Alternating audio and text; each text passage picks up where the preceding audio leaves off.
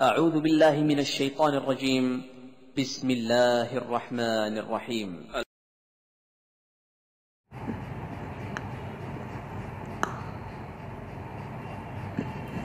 السلام علیکم ورحمۃ اللہ وبرکاتہ. بسم اللہ الرحمن الرحیم.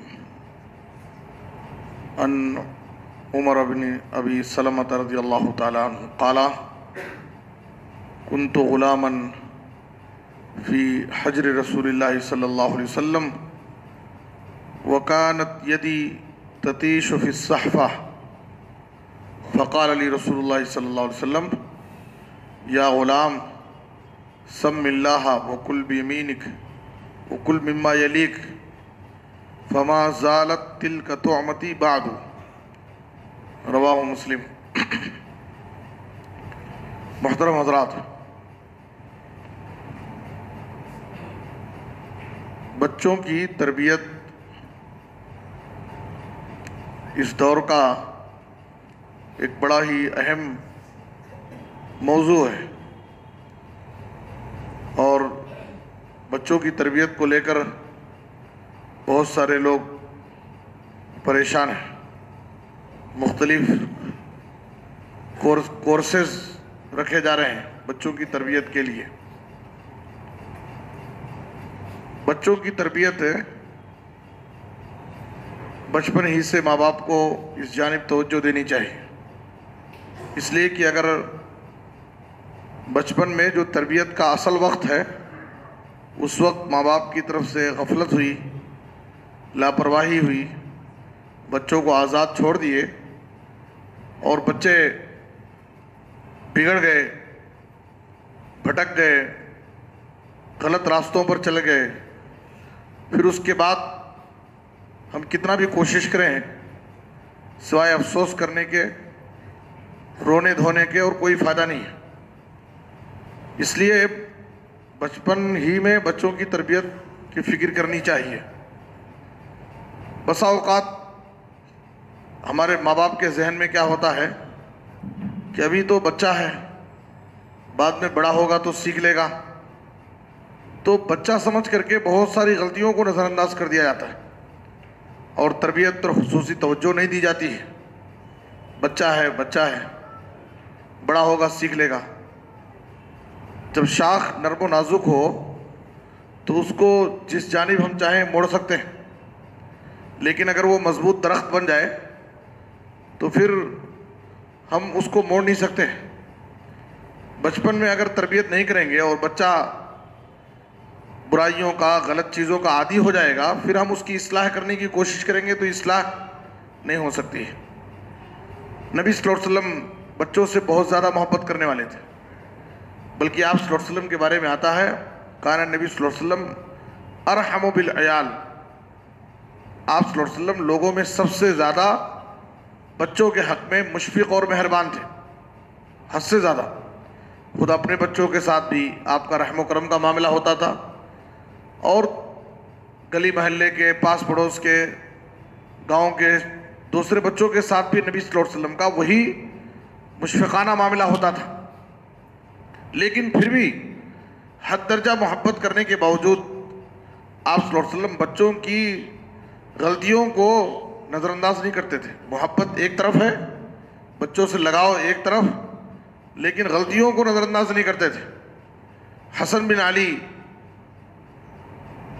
علی آپ کے نواسے ہیں، اور ان سے نبی صلی اللہ علیہ وسلم بہت لاڈ اور پیار کرتے تھے. بسا اوقات ان کو اپنے کندھے پر بٹھا لیتے تھے.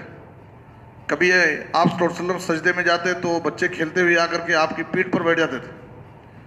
ایک مرتبہ تو نبی صلی اللہ علیہ وسلم خطبہ دے رہے تھے اور حسن حسین دونوں بھاگتے ہوئے آ گئے بیچ میں، تو آپ خطبہ روک کر کے ممبر سے اتر کر کے آپ جا کر کے ان کو سنبھالے، پھر آ کر خطبہ مکمل کی.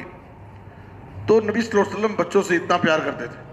یہی حسن بن علی ایک مرتبہ صدقے کی کچھ کھجوریں آئی تھیں، اس میں سے ایک کھجور لیے، منہ میں ڈال لیے. آپ نے یہ نہیں سوچا کہ یہ بچہ ہے، بعد میں سمجھدار ہو جائے گا کہ یہ صدقے کی کھجور ہے اور صدقہ آل محمد پر حرام ہے. بڑا ہوگا سمجھدار ہو جائے گا. نبی صلی اللہ علیہ وسلم نے یہ نہیں سوچا، بلکہ آپ صلی اللہ علیہ وسلم نے کہا کخ کخ ارم بہا اما علمت انا لا ناکل الصدقہ، تھوک دو، منہ سے نکال کر پھینک دو، کیا تمہیں یہ پتہ نہیں کہ ہم آل محمد پر صدقہ حرام ہے اور یہ صدقے کی کھجور ہے؟ تو نبی صلی اللہ علیہ وسلم ایک بچے سے صدقے کی ایک کھجور جو ہمارے لیے حرام تھی، آپ صلی اللہ علیہ وسلم نے اس کو برداشت نہیں کیا کہ ہمارے بچے کے پیٹ میں ایک حرام چیز کی حرام کھجور کیسے بچے کے پیٹ میں جائے. تو اتنا زیادہ آپ خیال رکھتے تھے. صحیح بخاری میں ہے کہ کچھ کم سن چھوٹی بچیاں ان کے باپ دادا غزوہ بدر میں قتل کر دیے گئے تھے، تو ان کے غم میں کچھ مرثیہ پڑھ رہی تھی، کچھ اشعار ان کے کارناموں کو بیان کر کے پڑھ رہے تھے. نبی صلی اللہ علیہ وسلم نے آپ خاموش رہے، برداشت کیے. پڑھتے پڑھتے ایک بچی نے کہا وَفِينَا نَبِيٌّ يَعْلَمُ مَا فِي غَدٍ، ہمارے درمیان ایک ایسے نبی بھی ہیں جو کل کی بات بھی جانتے ہیں. تو نبی صلی اللہ علیہ وسلم خاموش نہیں رہے کہ چلو چھوٹے بچے ہیں، ابھی ان کو معلوم نہیں ہے عقیدے کی باتیں، بعد میں بڑے ہوں گے تو سمجھدار ہو جائیں گے. نبی صلی اللہ علیہ وسلم نے کہا دعی هذه وقولی بالذی کنت تقولین، اب تک جو تم پڑھ رہے تھے، جو کچھ کہہ رہے تھے وہ کہو، لیکن جو تم نے یہ بات کہی ہے کہ ہمارے درمیان ایک ایسے نبی ہیں جو کل کی بات جانتے ہیں، وہ بات مت بولو، یہ غلط عقیدہ ہے، عقیدے سے ٹکرا رہا ہے، اس لیے اس بات کو چھوڑ دو. تو نبی صلی اللہ علیہ وسلم فوراً غلطیوں پر تنبیہ کرتے تھے، اس لیے کہ بچپن میں اگر والدین یا کوئی بھی بچوں کی غلطیوں پر تنبیہ کر دے تو ہمیشہ کے لیے تربیت کا زندگی بھر اثر ہوتا ہے. بچپن کی تربیت کا اثر انسان کی زندگی بھر ہوتا ہے. عمر بن ابی سلمہ کہتے ہیں کہ میں نبی صلی اللہ علیہ وسلم کی زیر تربیت تھا، میں بھی بچہ تھا، کھانے کے آداب مجھ کو معلوم نہیں تھے، دسترخوان پر بیٹھتا، پورے دسترخوان پر ہاتھ گھماتا تھا، کبھی یہاں سے کوئی چیز اٹھایا، کبھی وہاں سے کچھ لیا. نبی صلی اللہ علیہ وسلم نے بچپن میں میری ایک بار تربیت کی اور کہا یا غلام، اے بچے، سم اللہ، اللہ کا نام لے کر بسم اللہ کر کے کھاؤ، وکل بیمینک، سیدھے ہاتھ سے کھاؤ، وکل مما یلیک، تمہارے قریب جو چیزیں اسے کھاؤ، پورے دسترخوان پر ہاتھ مت گھماؤ. عمر بن ابی سلمہ کہتے ہیں فما زالت تلک طعمتی بعدو، نبی صلی اللہ علیہ وسلم کی بچپن کی اس تربیت کا اثر میری پوری زندگی رہا. زندگی بھر جب بھی میں دسترخوان پر بیٹھتا، کھانے کے لیے بیٹھتا، تو نبی صلی اللہ علیہ وسلم کی ان نصیحتوں پر میں عمل کرتا تھا اور ان آداب کو ملحوظ رکھتا تھا جو نبی صلی اللہ علیہ وسلم نے بچپن میں ایک مرتبہ میری تربیت کی تھی کھانے کے آداب سے متعلق. تو اس لیے بچوں کی تربیت ہمیں بچپن ہی میں کرنی چاہیے. بچوں کی تربیت کے لیے ماں باپ کو جہاں گھر میں زبانی نصیحتیں کرنا ہے، وقتاً فوقتاً نصیحت کریں، اچھے اخلاق اور آداب بتائیں، انبیاء کے اور محدثین کے، صحابہ کرام کے واقعات ان کے سامنے سنائیں. وہیں اس سے زیادہ عملی طور پر اپنا نمونہ پیش کریں، بہترین نمونہ، ان کے لیے اچھا خطبہ بنے. اس لیے کہ ہم بچوں کے سامنے جو عملی نمونہ پیش کرتے ہیں، بچے ہماری عادتوں کو، ماں باپ کے اٹھنے بیٹھنے کو دیکھ کر کے وہی چیز وہ اپناتے ہیں اور اسی پر عمل کرتے ہیں. اور اسی طریقے سے بچوں کو جو تربیت کے مراکز ہیں، جیسے ان کے لیے اچھی اسکول کا انتخاب کرنا جہاں پر ان کی تعلیم کے ساتھ ان کی تربیت پر توجہ دی جاتی ہو. اسی طرح سے مسجد میں جو مکتب چلتے ہیں اس پہ بچوں کو بھیجنا جہاں پر ان کی تربیت ہوتی ہے، ان کو تعلیم کے ساتھ ان کو ادب سکھایا جاتا ہے، ان کو قرآن کی تعلیم دی جاتی ہے. سلف کہتے ہیں کہ اپنے بچوں کو سب سے پہلے قرآن سکھاؤ، قرآن تمہارے بچوں کو سارے علوم سکھا دے گا. قرآن سے اپنے بچوں کی تربیت کرو، پہلے قرآن ان کو سکھاؤ.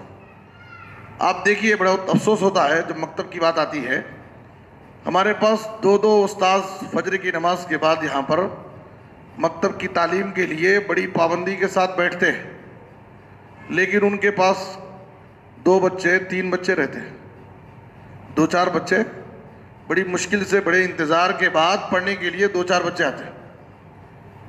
وہ پابندی کے ساتھ اٹھتے ہیں، پھر اپنی ڈیوٹی مکمل کر کے واپس مایوس ہو کر جاتے ہیں. یہ ہمارے بچوں کی تربیت کی فکر ہے. یعنی ہمیں اپنے بچوں کی تربیت کی کوئی فکر نہیں. ابھی میں ایک سمر کورس کے پروگرام میں گیا تھا ہمارے ہی علاقے میں. 150 بچے صرف 10 دن کے کورس میں خیام و طعام کے ساتھ باقاعدہ وہاں سے پھر گھر واپس نہیں گئے.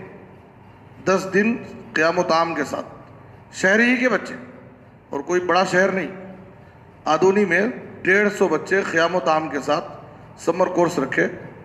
ماشاءاللہ ان کی تربیت ہوئی اور ان کو بہت ساری باتیں دین کی سکھائی گئی. تو ہمیں یہ فکر ہونی چاہیے, ہمارے ماں باپ کو بھی اس جانب توجہ دینی چاہیے. ایسے تربیتی ادارے ہیں, تربیتی سینٹر ہیں, اور تربیت کے لیے جو بھی انعقاد ہوتے ہیں اس کو غنیمت جان کر کے اس سے فائدہ اٹھانا چاہیے.